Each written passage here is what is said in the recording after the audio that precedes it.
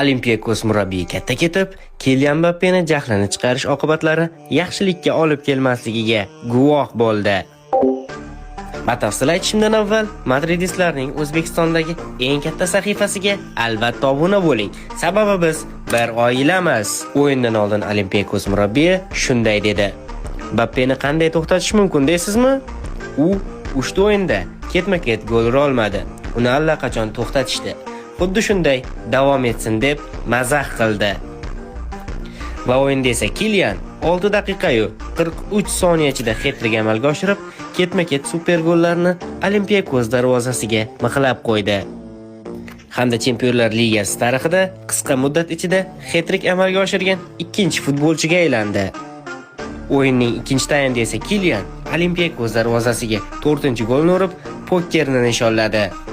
To'p urarlar ro'yxatida esa 5 o'yinda 9 gol bilan yaqqol peshqadam bo'lib turibdi. Aytgancha, o'sha gap qisqa qilib aytganda, Mbappéning davri keldi, tamom.